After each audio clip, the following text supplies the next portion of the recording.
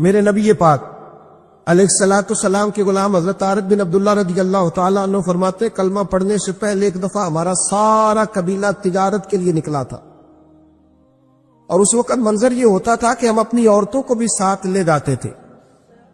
6 مہینے سفر کرنا ہوتا تھا، اونٹ گھوڑے ہم بیچا کرتے تھے، عورتیں بھی ساتھ رہتی، کھاتے بھی پکاتے بھی۔ کہتے ایک سفر سے ہم واپس آ رہے تھے تو مدینے کے باہر صحرا میں ہم نے پڑاؤ کیا، اکیلے رسول پاک صلی اللہ علیہ وسلم، کہتے ہیں نبی پاک تنہا اکیلے، حضور نہ سیر کرتے ہمارے قافلے کے پاس سے گزرے، خیمے لگے تھے، پڑاؤ کیا، محبوب تشریف لے آئے۔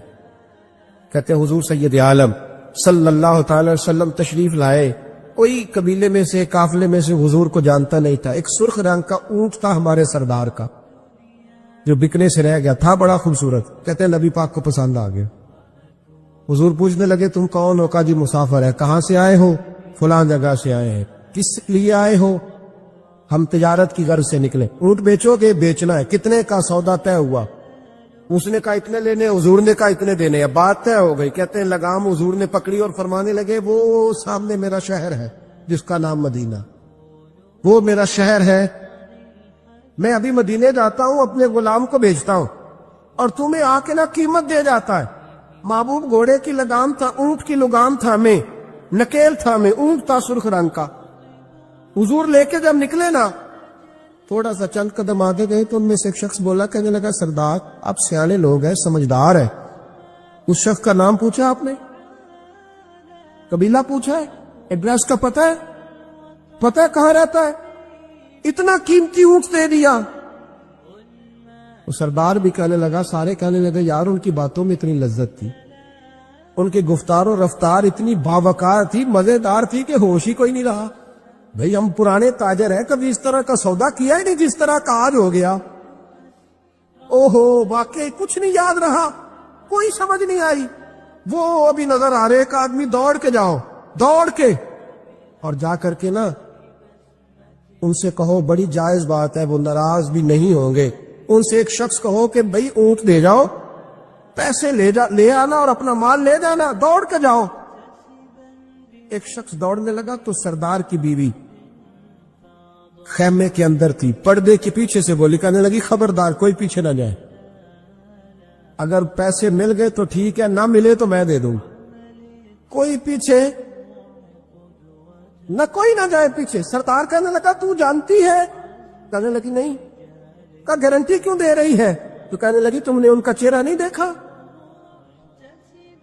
تم تو سودے کر رہے تھے، میں پردے کے پیچھے سے دیکھ رہی تھی۔ پیر مہر علی شاہ صاحب کو کسی نے کہا تھا نبی پاک کا حلیہ بیان کرے، بتائیں حضور کے کان مبارک کیسے تھے، آنکھیں کیسی تھی، ناک مبارک کیسی تھی، بینی مبارک کیسی تھی۔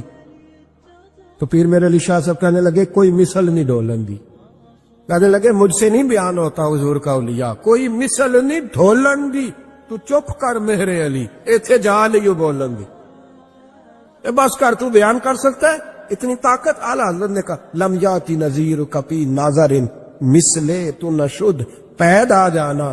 کہا حضور مثال تو تب آپ کی بنے گی نا، کوئی آپ کی طرح کا پیدا تو ہوگا، تبھی مثال بنے گی، تو جب ہوا ہی نہیں تو مثال کیسے بنے گی؟ کہنے لگی کوئی نہ جائے، نہ پیسے آئے تو میں دے دوں گی۔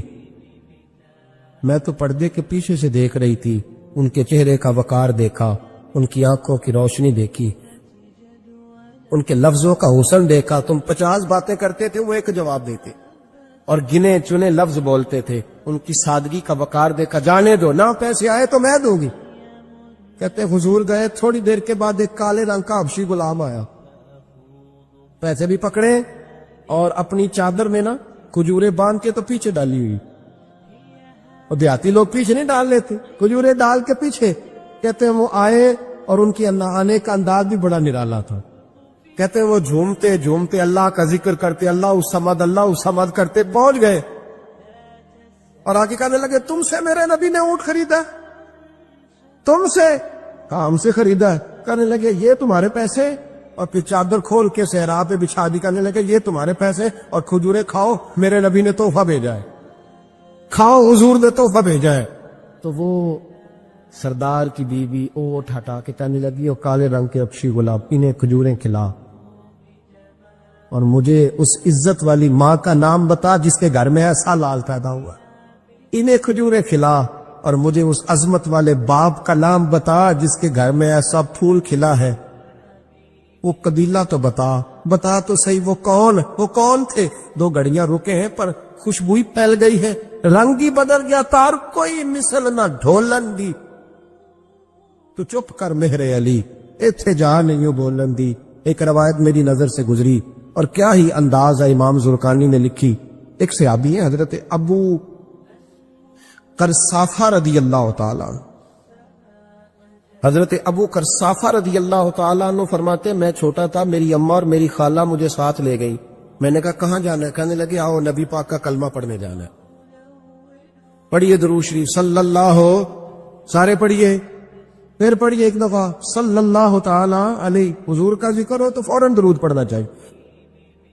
نبی کریم علیہ السلام کی بارگاہ میں نا میری خالہ اور میری اماں دونوں مجھے ساتھ لے گئی کلمہ پڑھنے.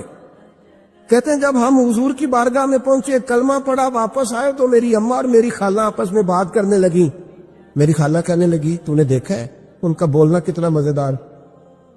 میری خالہ کہنے لگی تو نے تو وہ دیکھا لیکن وہ جو غلام آیا تھا اس کے ساتھ ان کا رویہ کتنا پیارا تھا.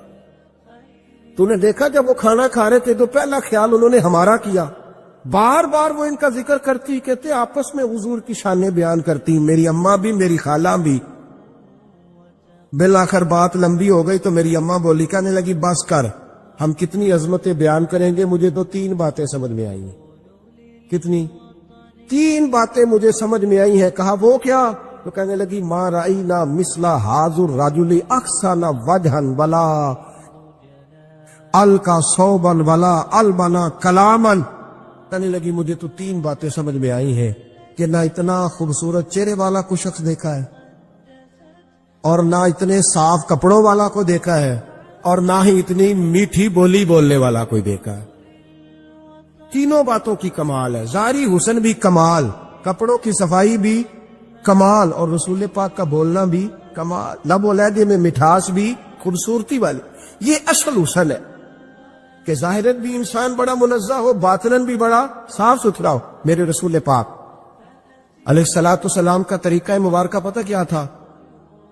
حضور صلی اللہ تعالی علیہ وآلہ وسلم جب مسجد میں نماز پڑھ لیتے تو حضرت جعفر رضی اللہ تعالیٰ عنہ فرماتے, بخاری کی حدیث ہے, فرماتے میں مدینہ شریف میں آیا تو حضور نماز پڑھ لیتے تو صحابہ نبی پاک کے پاس آتے اور حضور کا دست مبارک پکڑ کے پہلے چومتے پھر چہروں پہ ملتے.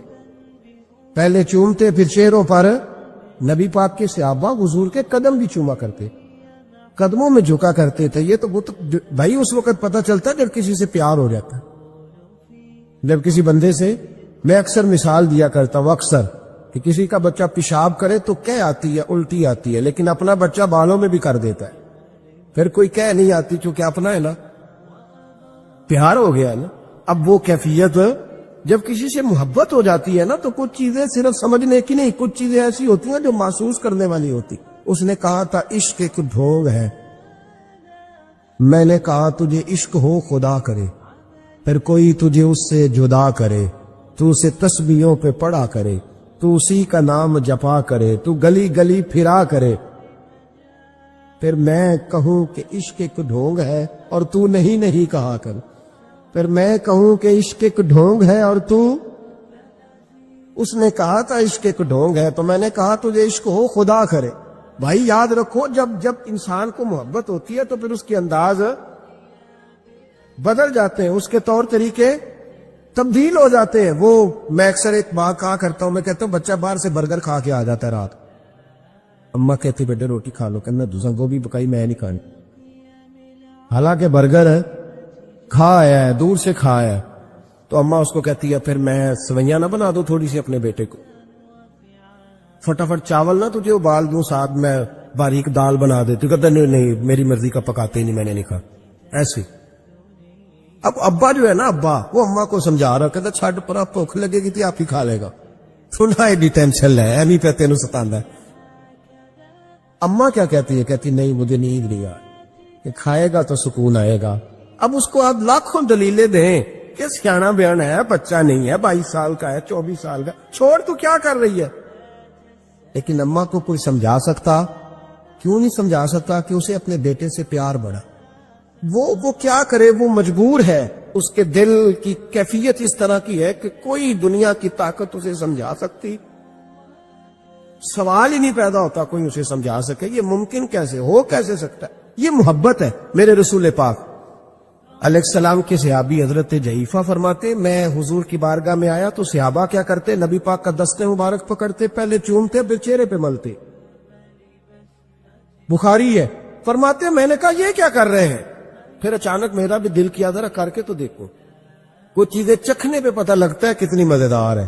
کہتے میں بھی قریب گیا، حضور کہ دست مبارک میں نے ہاتھ ڈالا، فرماتے ہاتھ پکڑا ہی تھا کہ نبی پاک کا ہاتھ برف سے بھی زیادہ ٹھنڈا۔ فرماتے پھر میں نے پکڑ کے چہرے پہ ملا تو کستوری سے زیادہ خوشبو آ رہی تھی دست مبارک۔ فرماتے اب میرا چھوڑنے کو دل ہی نہیں کر رہا، اب میری طبیعت نہیں مان رہی تھی۔ میرے نبی کریم علیہ السلام اللہ کی دلیل ہے، ہر پاکیزگی، ہر حسن، ہر کیف اللہ نے اپنے رسول کو عطا فرمایا۔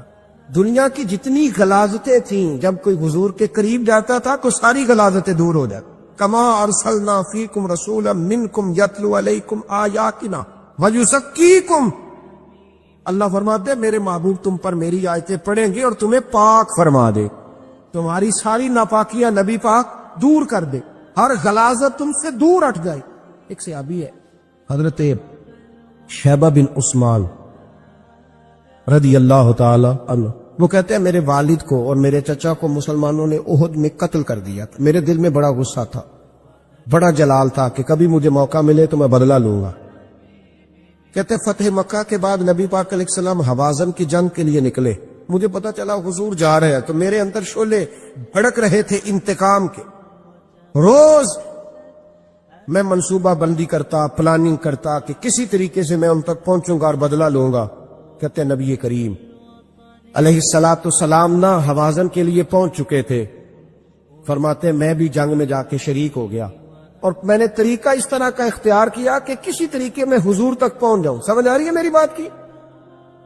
نبی کریم علیہ السلام تک کسی طریقے پہنچ جاؤں۔ فرماتے ہیں لڑتے لڑتے، لڑائی کے دو طریقے ہوتے تھے، کبھی تو ایسے ہوتا تھا کہ ایک دو آدمی مل کے آپس میں لڑتے تھے، پھر گمسان کا رن پڑتا تھا، گھمبیر ہو جاتی تھی جنگ، سمجھ نہیں آتی تھی تیر کہاں سے آیا، نیزہ کہاں سے آیا۔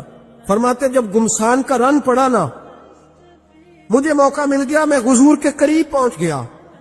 حضرت شیبہ بن عثمان رضی اللہ تعالیٰ عنہ کہتے جب میں پہنچ گیا تو میں نے نا دیکھا کہ اب حضور کے قریب لوگ نہیں ہیں۔ فرماتے میں نے نا فوراً تلوار اٹھائی، تلوار اٹھا کے میں حضور کو معاذ اللہ شہید کرنے ہی لگا تھا کہ ایک نور چمکا حضور کے سامنے۔ پڑھیے درود صلی اللہ علیہ وسلم، کہتے ایک نور چمکا، اتنی تیزی تھی اس نور میں کہ میری آنکھیں بند ہو گئی، میرے ہاتھ سے تلوار گر گئی، آنکھیں چندھا گئی میری۔ فرماتے تلوار میرے ہاتھ سے چھوٹ گئی۔ اب جب وہ روشنی مدھم ہوئی نا تو میں نے دیکھا نبی پاک سامنے کھڑے مسکرا رہے ہیں۔